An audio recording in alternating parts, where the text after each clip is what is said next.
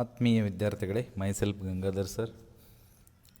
This is fourth semester ED21 advance ಪೆಡಗಾಗಿ in specific subject of study in history. ಅದರಲ್ಲಿ ಘಟಕ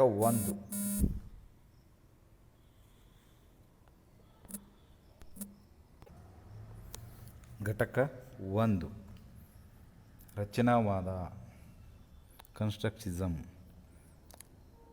1.1 ರಚನಾವಾದದ ಅರ್ಥ, ವ್ಯಾಖ್ಯೆಗಳು, ಅದರ ಸ್ವರೂಪ ಮತ್ತು ಮಹತ್ವವನ್ನು ನಾವಿಲ್ಲಿ ತಿಳಿದುಕೊಳ್ತೀವಿ.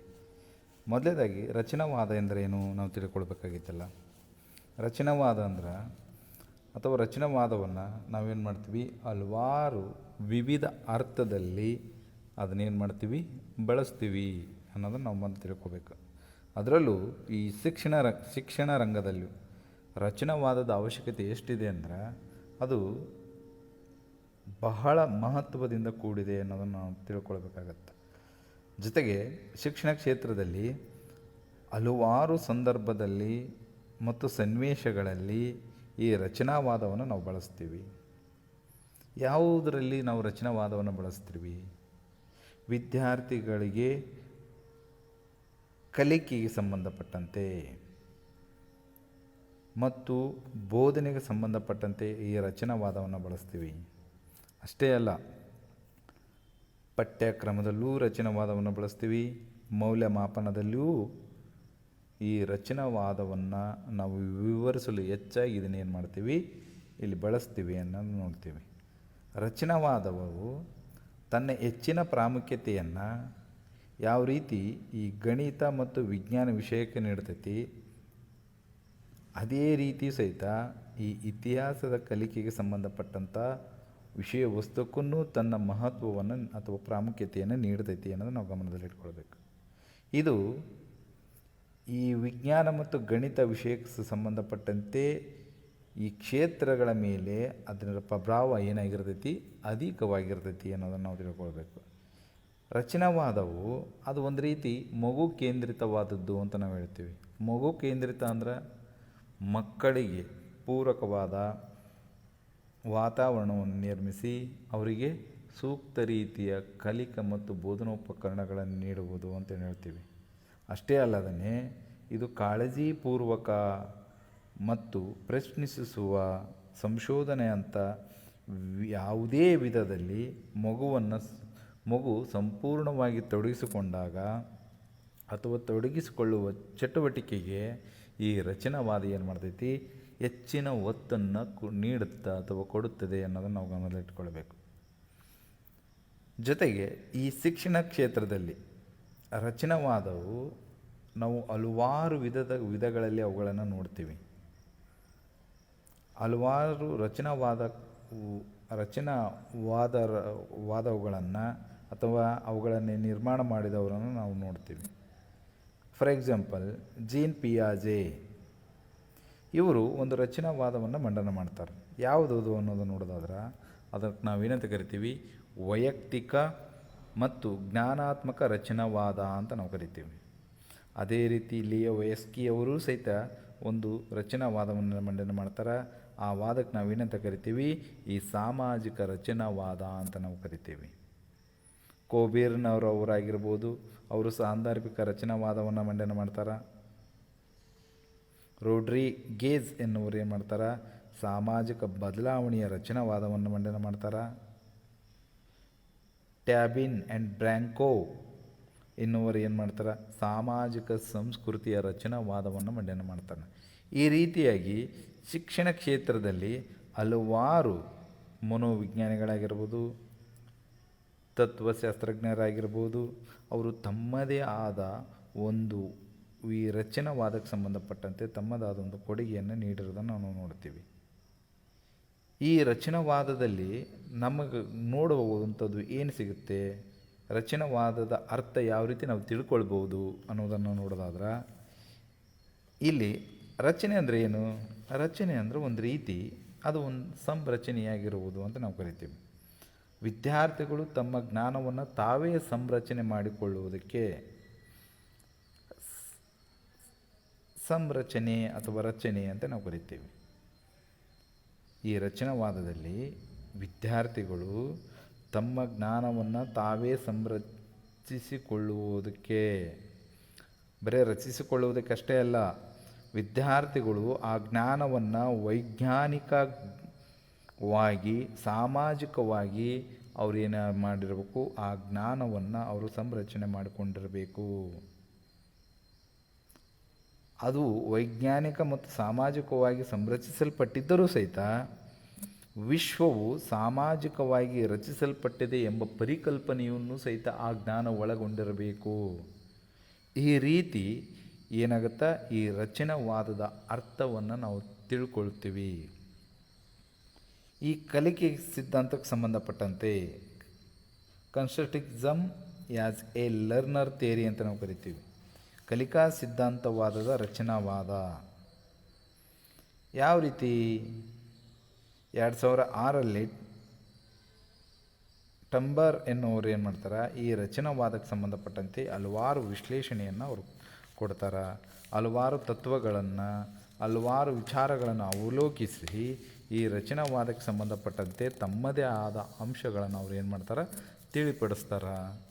ಏನದು ರಚನಾವಾದ ಅನ್ನೋದನ್ನು ನೋಡೋದಾದ್ರೆ, ಮೊದಲನೇದಾಗಿ ಜ್ಞಾನವು ಸಂಪೂರ್ಣವಾಗಿ ಕ್ರಿಯಾಯುತವಾಗಿ ವಿದ್ಯಾರ್ಥಿಗಳಿಂದಲೇ ಸ್ವಂತ ರಚಿಸಲ್ಪಟ್ಟಿರಬೇಕು ಹೊರತು ಹೊರಗಿನಿಂದ ನಿಷ್ಕ್ರಿಯವಾಗಿ ಅದು ಸ್ವೀಕರಿಸುವಂತಿರಬಾರದು ಅನ್ನೋದನ್ನು ಹೇಳ್ತಾರೆ ಅವರು.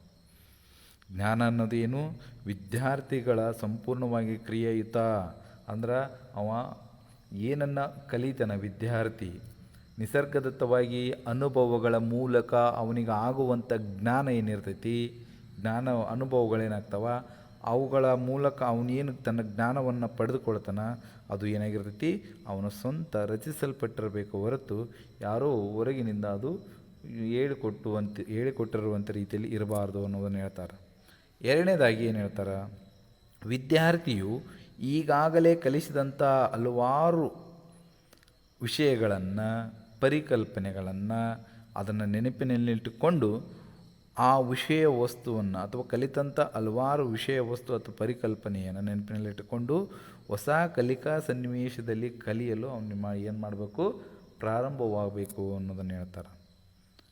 ಮೂರನೇದಾಗಿ ಏನು ಹೇಳ್ತಾರೆ, ವಿದ್ಯಾರ್ಥಿಯು ಪ್ರಪಂಚದ ಬಗ್ಗೆ ತನ್ನದೇ ವೈಯಕ್ತಿಕ ಪರಿಕಲ್ಪನೆಗಳನ್ನು ಹೊಂದಿರಬೇಕು ಅನ್ನೋದನ್ನು ಹೇಳ್ತಾರೆ. ತನ್ನದೇ ಆದ ವೈಯಕ್ತಿಕ ಪರಿಕಲ್ಪನೆ ಯಾವ ರೀತಿ?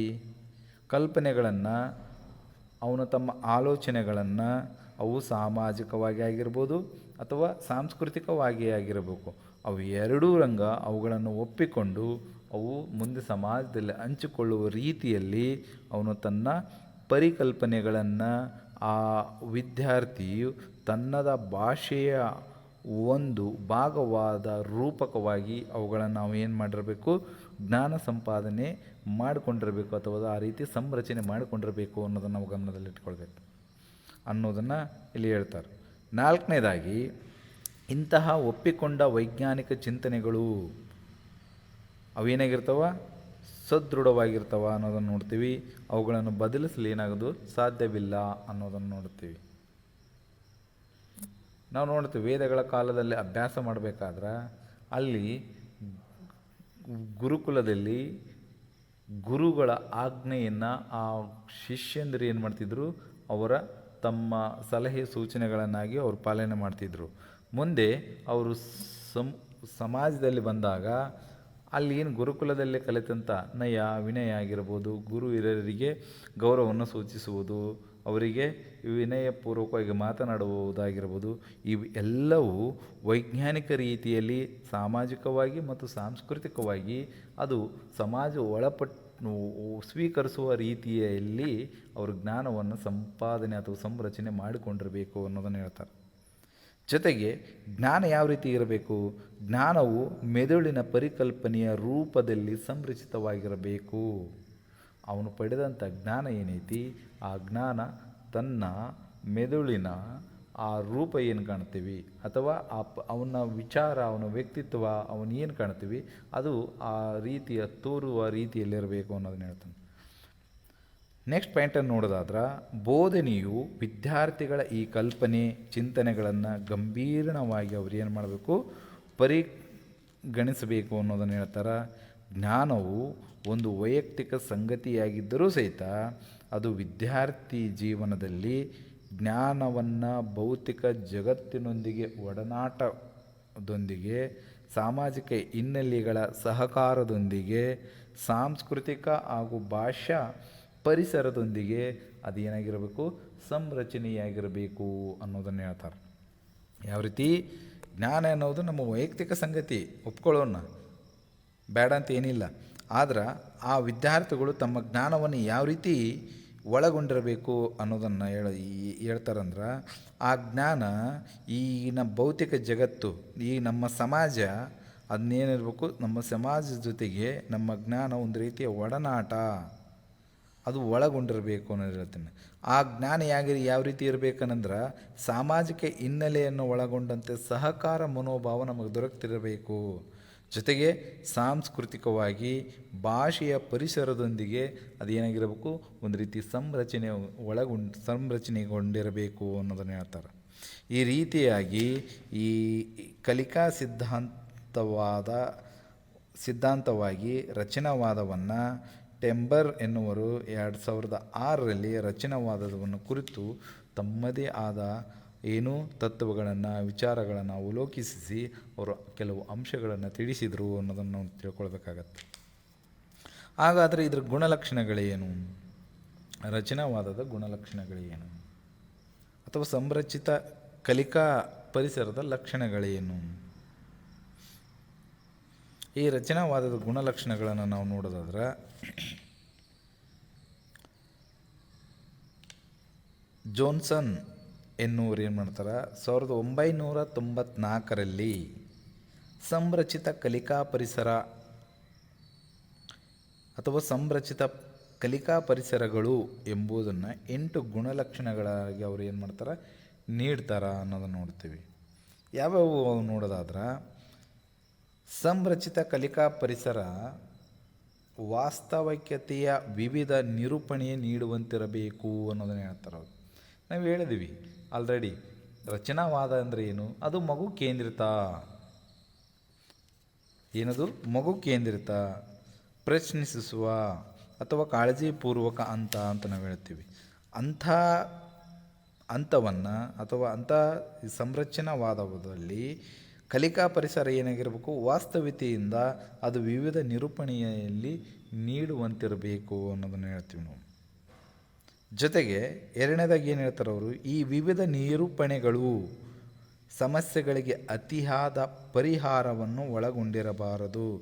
ಅಂದ್ರೆ ಈಗಿನ ಜಗತ್ತೇನೈತಿ ಅಥವಾ ವಾಸ್ತವಿಕ ಜಗತ್ತಿನ ಸಂಕೀರ್ಣತೆಯನ್ನು ಅದು ತಿಳಿಯುವಂತಿರಬೇಕು ಅನ್ನೋದನ್ನು ಅವರು ಹೇಳ್ತಾರೆ ಎರಡನೇ ಗುಣಲಕ್ಷಣಗಳಲ್ಲಿ.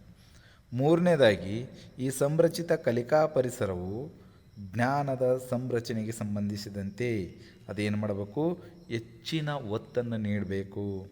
ಜೊತೆಗೆ ಅದು ಜ್ಞಾನದ ಪುನರುತ್ಪಾದನೆಗೆ ಅವಕಾಶ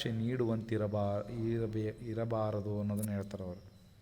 ಅಂದರೆ ಕಲಿಕಾ ಪರಿಸರ ಜ್ಞಾನದ ಸಂರಚನೆಗೆ ಒತ್ತನ್ನು ನೀಡಬೇಕು. ಅವನ ಅನುಭವಗಳ ಮೂಲಕ ಏನು ಜ್ಞಾನವನ್ನು ಪಡೆದುಕೊಳ್ತಾನಲ್ಲ, ಅವನ ಜ್ಞಾನ ಅಧಿಕವಾಗುವಂತೆ ಇರಬೇಕು. ಒಳ್ಳೆಯ ಅದೇ ಜ್ಞಾನ ಅವನಲ್ಲಿ ಅವನು ಪಡೆದಂಥ ಜ್ಞಾನವನ್ನು ಮತ್ತು ಪುನಃ ಪಡೆಯುವ ರೀತಿಯಲ್ಲಿ ಇರಬಾರ್ದು ಅನ್ನೋದು ಮೂರನೇ ಗುಣಲಕ್ಷಣ. ನಾಲ್ಕನೇದಾಗಿ, ಈ ಸಂರಚಿತ ಅಥವಾ ರಚನಾವಾದದ ಕಲಿಕಾ ಪರಿಸರ ಯಾವ ರೀತಿ ಇರಬೇಕಂದ್ರೆ, ಅರ್ಥಪೂರ್ಣ ಸಂದರ್ಭದಲ್ಲಿ ನಿಜವಾದ ಕಾರ್ಯಗಳಿಗೆ ಒತ್ತು ಕೊಡಬೇಕು ವಿನಃ ಅಮೂರ್ತ ಬೋಧನೆಗಲ್ಲ ಅನ್ನೋದನ್ನು ಹೇಳ್ತಾರೆ ಅವರು.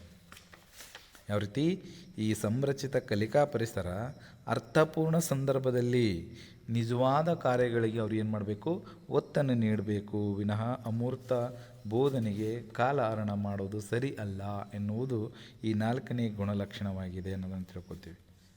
ಐದನೇದಾಗಿ, ಈ ಸಂರಚಿತ ಕಲಿಕಾ ಪರಿಸರವು ವಾಸ್ತವಿಕ ಜಗತ್ತಿನ ಹಿನ್ನೆಲೆಗಳನ್ನೊಳಗೊಂಡ ಕಲಿಕಾ ಪರಿಸರ ಅಥವಾ ಕಲಿಕಾ ಆಧಾರಿತ ಕಲಿಕೆಯನ್ನು ನೀಡಬೇಕೇ ಹೊರತು ಮೊದಲೇ ನಿರ್ಧರಿಸಿದ ಬೋಧನೆ ಶ್ರೇಣಿಯಲ್ಲ ಅನ್ನೋದನ್ನು ಈ 5ನೇ ಗುಣಲಕ್ಷಣದಲ್ಲಿ ನಾವು ತಿಳ್ಕೊಳ್ತೀವಿ. ಏನು ಸಂರಚಿತ ಅಂದ್ರೆ ಈ ಪ್ರೆಸೆಂಟ್ ವರ್ಡ್ ಒಳಗೆ ಅವೇನು ಕಲಿತಿರ್ತಾನೆ ಅಥವಾ ಕಲಿತ ಪರಿಸರ ಏನಿರ್ತೈತಿ ಅವನ ವ್ಯಕ್ತಿ ಆಧಾರಿತ ಕಲಿಕೆಗೆ ಅದು ವಿಶೇಷವಾಗಿ ಈ ಒತ್ತನ್ನು ನೀಡಬೇಕು ಹೊರತು, ಈಗ ಆಲ್ರೆಡಿ ನೀನು 90 ತಗೋ, 80% ತಗೋ, ನಿನಗೆ ಮುಂದೆ ಇದಾಗತ್ತೆ, ಮಾರ್ಕ್ಸ್ ಕಾರ್ಡ್ಗಳಿಗೆ ಅಂತ ಇನ್ನು ಹೇಳ್ತೀವಲ್ಲ, ಅದಕ್ಕೆ ಇತಿಶ್ರೀಯನ್ನು ನೀಡುವ ಮೂಲಕ ನಾವು NEP 2020 ಏನೋ ನೋಡ್ತೀವಲ್ಲ, ಅದೇ ರೀತಿಯೊಳಗೆ ಈ ಸಂರಚಿತ ಗುಣಲಕ್ಷಣವನ್ನು ನಾವು ತಿಳ್ಕೊಳ್ತೀವಿ. 6ನೇದಾಗಿ, ಸಂರಚಿತ ಕಲಿಕಾ ಪರಿಸರವು ಅನುಭವಗಳ ಆಧಾರದ ಮೇಲೆ ವೈಯಕ್ತಿಕ ಪ್ರತಿಫಲನಕ್ಕೆ ಉತ್ತೇಜನ ನೀಡಬೇಕು. ನಿಮಗೆ ಮೊದಲೇ ಹೇಳಿದೆ, ಸಂರಚಿತದಲ್ಲಿ ಮಗು ಕೇಂದ್ರಿತದಲ್ಲಿ ಮಗು ಏನು ಮಾಡ್ತೈತಿ, ತನ್ನ ಅನುಭವಗಳ ಮೂಲಕ ಜ್ಞಾನ ಸಂಪಾದನೆಯನ್ನು ಮಾಡ್ಕೊಳ್ತೈತಿ. ಯಾವ ರೀತಿ ಅಂದ್ರೆ ಅವ ಕಲಿಕಾ ಪರಿಸರದ ಅನುಭವಗಳ ಆಧಾರದ ಮೇಲೆ ಯಾವ್ಯಾವ ಅನುಭವಗಳನ್ನು ಪಡೆದುಕೊಳ್ತಾನೆ ಅಲ್ಲಿ ಅವನಿಗೆ ಅದು ಜ್ಞಾನವಾಗಿ ಪರಿವರ್ತನೆಗೊಳ್ಳುತ್ತೆ. ಅದು ವೈಯಕ್ತಿಕ ಪ್ರತಿಫಲನಕ್ಕೆ ಉತ್ತೇಜನ ನೀಡಬೇಕು. ಮುಂದೆ ಅವನು ಯಾವುದೇ ಸಂದರ್ಭದಲ್ಲಿ ಆ ಪಡೆದಂಥ ಅನುಭವಗಳ ಮೂಲಕ ಜ್ಞಾನವನ್ನು ಉಪಯೋಗಿಸಿಕೊಂಡು ಅವನು ಏನಾಗ್ಬೋದು, ತನ್ನ ಕಾರ್ಯನಿರ್ವಹಣೆಯಲ್ಲಿ ಯಶಸ್ವಿಯಾಗಿ ತೊಡಗಬಹುದು ಅನ್ನೋದನ್ನು ನಾವು ತಿಳ್ಕೊಳ್ಬೇಕಾಗತ್ತೆ. 7ನೇ ಗುಣಲಕ್ಷಣದಲ್ಲಿ, ಸಂರಚಿತ ಕಲಿಕಾ ಪರಿಸರವು ಸಂದರ್ಭಕ್ಕೆ ತಕ್ಕಂತೆ ತನ್ನ ಸಾಮರ್ಥ್ಯವನ್ನು ವಿಷಯ ಆಧಾರಿತ ಜ್ಞಾನದ ಸಂರಚನೆಯಾಗಿ ಅದು ಒಳಗೊಂಡಿರಬೇಕು ಅನ್ನೋದನ್ನು ತಿಳ್ಕೊಳ್ತೀವಿ. 8ನೇದಾಗಿ, ಈ ಸಂರಚಿತ ಕಲಿಕಾ ಪರಿಸರವು ಸಾಮಾಜಿಕ ವ್ಯವಹಾರಗಳ ಸಹಕಾರ ತತ್ವದಿಂದ ಜ್ಞಾನ ಸಂರಚನೆಗೊಳ್ಳುವುದಕ್ಕೆ ಒತ್ತು ನೀಡಬೇಕು ವಿನಃ ಗುರುತಿಸಿಕೊಳ್ಳುವುದಕ್ಕಾಗಿ ಕಲಿಯುವವರ ನಡುವೆ ಸ್ಪರ್ಧೆ ಅಲ್ಲ ಅನ್ನೋದನ್ನು ಈ ಕಲಿಕಾ ಪರಿಸರದ ಗುಣಲಕ್ಷಣಗಳಲ್ಲಿ ನಾವು ನೋಡ್ತೀವಿ. ಅಥವಾ ಈ ಸಂರಚಿತ ಕಲಿಕಾ ಪರಿಸರದ ಗುಣಲಕ್ಷಣಗಳು ಅಥವಾ ರಚನಾವಾದದ ಗುಣಲಕ್ಷಣಗಳಲ್ಲಿ ನಾವು ತಿಳಿದುಕೊಳ್ತೀವಿ. ಯಾವ ರೀತಿ ಸಾಮಾಜಿಕ ವ್ಯವಹಾರಗಳಲ್ಲಿ ಮುಂದೆ ಮಗು ತನ್ನ ಜ್ಞಾನವನ್ನು ಸಂಪಾದನೆ ಮಾಡಿಕೊಂಡ ತಕ್ಷಣ ಮುಂದೆ ಸಮಾಜದಲ್ಲಿ ಒಂದು ಉತ್ತಮ ರೀತಿಯಾಗಿ ತನ್ನ ಬದುಕಿಗೆ ಮಾರ್ಗದರ್ಶನವಾಗುವ ರೀತಿಯಲ್ಲಿ ಜ್ಞಾನ ಸಂಪಾದನೆಯನ್ನು ಒಳಗೊಂಡಿರಬೇಕು ಅನ್ನೋದನ್ನು ಹೇಳ್ತೀವಿ. ಅಷ್ಟೇ ಯಾವುದೇ ರೀತಿ ಕಲಿಯುವವರ ನಡುವೆ ಒಂದು ರೀತಿ ಸ್ಪರ್ಧೆಯ ಮನೋಭಾವ ಒಳಗೊಂಡಿರುವಂತೆ ಆದ ಜ್ಞಾನ ಒಳಗೊಂಡಿರಬಾರದು ಅನ್ನೋದನ್ನು ನಾವು ನೋಡ್ತೀವಿ. ಈ ರೀತಿಯಾಗಿ ಜಾನ್ಸನ್ರವರು 1994ರಲ್ಲಿ ಈ ರಚನಾವಾದದ 8 ಗುಣಲಕ್ಷಣಗಳನ್ನು ಅವರು ನೀಡಿದರು ಅನ್ನೋದನ್ನು ನಾವು ತಿಳ್ಕೊಳ್ತೀವಿ. ಜೊತೆಗೆ ಇವುಗಳಿಗೆ ನಾವೇನಂತ ಕರಿತೀವಿ, ಸಂರಚಿತ ಕಲಿಕಾ ಪರಿಸರದ ಗುಣಲಕ್ಷಣಗಳು ಅಂತಲೂ ಕರಿತೀವಿ. ತದನಂತರದಲ್ಲಿ ಈ ರಚನಾವಾದಕ್ಕೆ ಸಂಬಂಧಪಟ್ಟಂತೆ ಶಿಕ್ಷಕರ ಪಾತ್ರ ಏನು, ಸಂರಚಿತ ತರಗತಿಗಳಲ್ಲಿ ಮಗು ಕೇಂದ್ರಿತ ಅಂತ ನಾವು ಹೇಳೇ ಬಿಟ್ಟಿವಿ.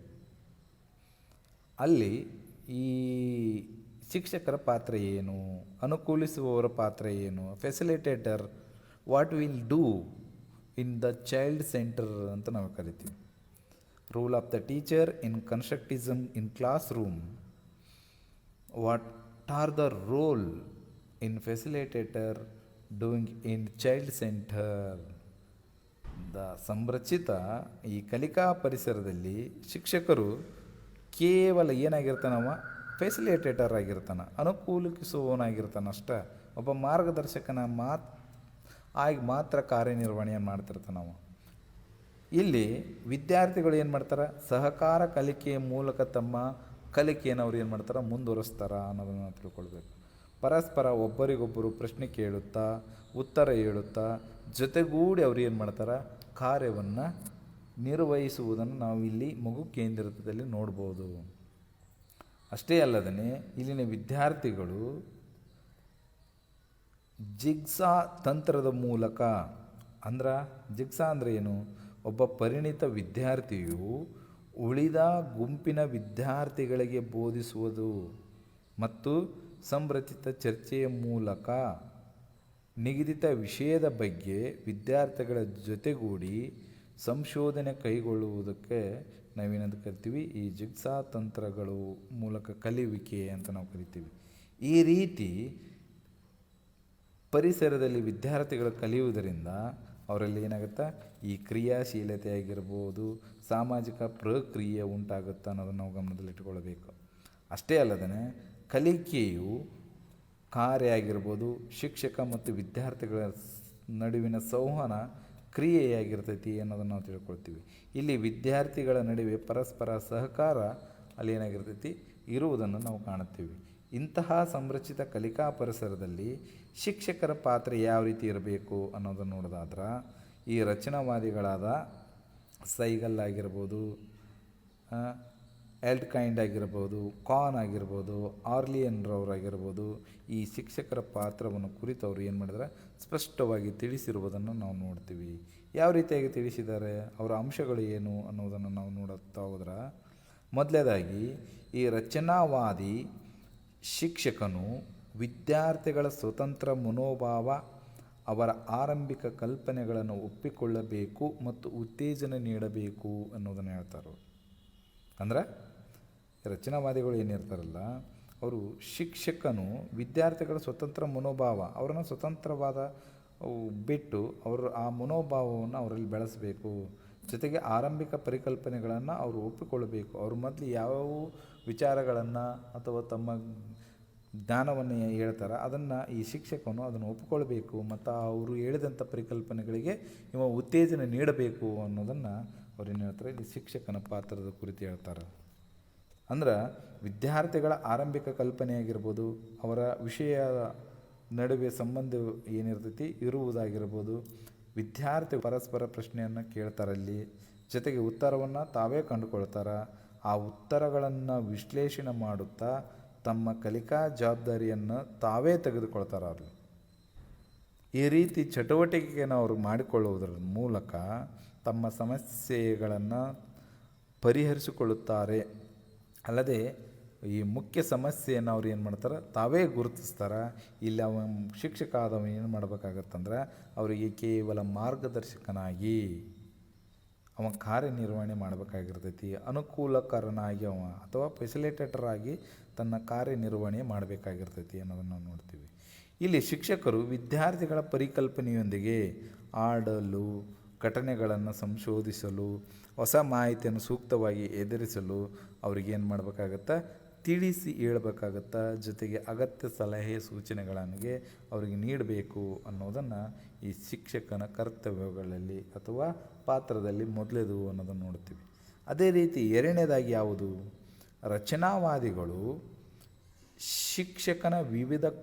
ರಚನಾವಾದಿಯ ಶಿಕ್ಷಕನು ವಿವಿಧ ಕೌಶಲ್ಯಗಳು, ಪರಸ್ಪರ ವರ್ತಿಸುವುದು, ಭೌತಿಕ ಸಾಮಗ್ರಿಗಳೊಂದಿಗೆ ಕಚ್ಚಾ ದತ್ತಾಂಶಗಳು ಮತ್ತು ಪ್ರಾಥಮಿಕ ಸಂಪನ್ಮೂಲಗಳನ್ನು ಬಳಸಿಕೊಳ್ಳುವುದು ಅನ್ನೋದನ್ನು ಹೇಳ್ತಾರೆ. ಯಾವುದು, ಈ ರಚನಾವಾದಿ ಶಿಕ್ಷಕ ಏನಿರ್ತಾನೆ ಅವ ತನ್ನ ಪರಿಕಲ್ಪನೆಗಳನ್ನಾಗಿರ್ಬೋದು, ಸಿದ್ಧಾಂತಗಳನ್ನಾಗಿರ್ಬೋದು, ಪ್ರಮೇಯಗಳನ್ನಾಗಿರ್ಬೋದು, ನಿಯಮಗಳನ್ನಾಗಿರ್ಬೋದು, ಮಾರ್ಗದರ್ಶಿಗಳಾಗಿರ್ಬೋದು ಅಥವಾ ತತ್ವಗಳು ಆಗಿರ್ಬೋದು, ಇವುಗಳು ಅಮೂರ್ತ ಕಲ್ಪನೆಯಾಗಿರ್ತಾವಲ್ಲಿ ವಿದ್ಯಾರ್ಥಿಗಳ ಹತ್ರ. ಇವುಗಳನ್ನು ಮಾನವನ ಮೆದುಳಿನ ಸಂವಹನ ಮಾಡುವುದರ ಮೂಲಕ ಶಿಕ್ಷಕ ಏನು ಮಾಡ್ತಾನೆ, ವಿದ್ಯಾರ್ಥಿಗಳಿಗೆ ರೂಢಿ ಇಲ್ಲದ ಮತ್ತು ರೂಢಿಯಲ್ಲಿರುವ ಸ್ಥಳದ ನಡುವಿನ ವ್ಯತ್ಯಾಸವನ್ನು ವಿವರಿಸುತ್ತಾ ಅದರ ಬಗ್ಗೆ ಅವರಿಗೆ ವಿಶ್ಲೇಷಣೆ ಮಾಡುತ್ತಾ, ಅದರ ಬಗ್ಗೆ ಅವರಿಗೆ ಸಂಶ್ಲೇಷಣೆ ಮಾಡುತ್ತಾ, ಅವರನ್ನು ಮೌಲ್ಯಮಾಪನ ಮಾಡಿ ಅವರನ್ನು ಉತ್ತೇಜಿಸಗೊಳಿಸುವ ಕ್ರಿಯೆ ಈ ಶಿಕ್ಷಕ ತನ್ನ ಪಾತ್ರವನ್ನು ನಿರ್ವಹಣೆ ಮಾಡುತ್ತಾನೆ ಅನ್ನೋದನ್ನು ನಾವು ನೋಡ್ತೀವಿ. ಮೂರನೇದಾಗಿ, ರಚನಾವಾದಿ ಶಿಕ್ಷಕರು ವಿದ್ಯಾರ್ಥಿಗಳಿಗೆ ಬೋಧನೆಯ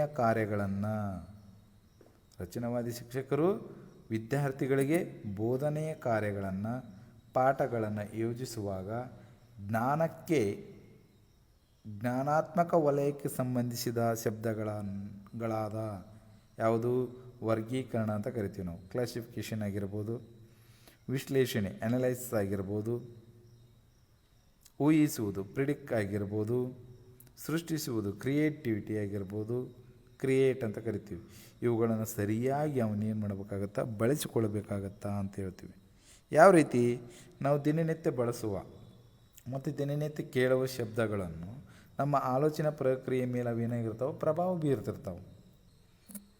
ಅವುಗಳ ಮೂಲಕ ವಿಶ್ಲೇಷಿಸುವುದು, ಅರ್ಥೈಸುವುದು, ವರ್ಗೀಕರಿಸುವುದು, ಊಹಿಸುವುದು ಮತ್ತು ಸಂಶ್ಲೇಷಿಸುವುದು ಇವು ಏನಾಗಿರ್ತವೆ, ಮಾನಸಿಕ ಚಟುವಟಿಕೆಗಳಾಗಿದ್ದು ಇವುಗಳ ಬಳಕೆ ಶಿಕ್ಷಕರು ಏನು ಮಾಡ್ತಾರೆ, ಪಠ್ಯ ಮತ್ತು ಇತರ ಸಂದರ್ಭದಲ್ಲಿ ಆಳವಾದ ಜ್ಞಾನವನ್ನು ಹೊಂದಿರಬೇಕು. ಹೊಸ ಹೊಸ ಅರ್ಥಗಳನ್ನು ಮತ್ತು ಪರಿಕಲ್ಪನೆಗಳನ್ನು ಸೃಷ್ಟಿಸಿ ವಿದ್ಯಾರ್ಥಿಗಳಿಗೆ ನೀಡುವಂತಿರಬೇಕು ಅನ್ನೋದನ್ನು ಈ ಶಿಕ್ಷಕನ ಪಾತ್ರದಲ್ಲಿ ನಾವು ನೋಡ್ತೀವಿ. ಇನ್ನು ಮುಂದಿನ ಅಂಶವನ್ನು ನೋಡೋದಾದ್ರೆ, ಈ ರಚನಾವಾದಿ ಶಿಕ್ಷಕರು ವಿದ್ಯಾರ್ಥಿಗಳ ಪ್ರಕ್ರಿಯೆಗೆ ಸಂಬಂಧಪಟ್ಟಂತೆ ವಿದ್ಯಾರ್ಥಿಗಳ ಪ್ರತಿಕ್ರಿಯೆಗೆ ಅಥವಾ ಅವರ ವಿಚಾರಗಳ ಆಧರಿಸಿ ಪಾಠವನ್ನು ಮುಂದುವರಿಸಬೇಕಾಗತ್ತೆ. ಅಲ್ಲಿ ಅವರಿಗೆ ಸಂಬಂಧಿಸಿದಂತೆ ಬೋಧನಾ ತಂತ್ರಗಳನ್ನು, ವಿಷಯ ವಸ್ತುಗಳನ್ನು ಅವ್ರು ಏನು ಮಾಡಬೇಕಾಗೈತಿ, ಬದಲಾಯಿಸಲು ಸಿದ್ಧರಾಗಿರಬೇಕು. ವಿದ್ಯಾರ್ಥಿಗಳ ವಿಚಾರಕ್ಕೆ ಸಂಬಂಧಪಟ್ಟಂತೆ, ಅವರ ಪ್ರತಿಕ್ರಿಯೆಗೆ ಸಂಬಂಧಪಟ್ಟಂತೆ ಇಲ್ಲಿ ರಚನಾವಾದದ ಶಿಕ್ಷಕರು ತಮ್ಮ ಪಾಠವನ್ನು ಮುಂದುವರಿಸಬೇಕು. ಅದರ ತಕ್ಕಂತೆ ಅವನ ಬೋಧನಾ ತಂತ್ರಗಳನ್ನು ಪಾಠದಲ್ಲಿ ಅಳವಡಿಸಿಕೊಳ್ಬೇಕು. ಅದರ ತಕ್ಕಂತೆ ಆ ಬೋಧನೆಗೆ ಸಂಬಂಧಪಟ್ಟಂಥ ವಸ್ತುಗಳನ್ನು ನಾವು ತಯಾರು ಮಾಡಿಕೊಂಡಿರಬೇಕು. ಇದರ ತಕ್ಕಂತೆ ವಿದ್ಯಾರ್ಥಿಗಳ ವಿಚಾರಕ್ಕೆ ಸಂಬಂಧಪಟ್ಟಂತೆ, ಅವರ ಪ್ರತಿಕ್ರಿಯೆಗೆ ಸಂಬಂಧಪಟ್ಟಂತೆ. ಫಾರ್ ಎಕ್ಸಾಂಪಲ್ ನೋಡೋದಾದ್ರೆ, ಶಿಕ್ಷಕರು ವರ್ಗಕೋಣೆಯಲ್ಲಿ ಅದ್ಭುತವಾದ ಕ್ಷಣಗಳನ್ನು ಅನುಭವಿಸುತ್ತಾರೆ. ಸಮಾಜ ವಿಜ್ಞಾನದ ಶಿಕ್ಷಕ ವಿಜಯನಗರ ಸಾಮ್ರಾಜ್ಯದ ಒಂದು ಯುದ್ಧದ ಪರಿಕಲ್ಪನೆಗೆ ಸಂಬಂಧಪಟ್ಟಂತೆ ವಿಷಯ ವಸ್ತುವನ್ನು ವಿಶ್ಲೇಷಣೆ ಮಾಡ್ತಿದ್ರ.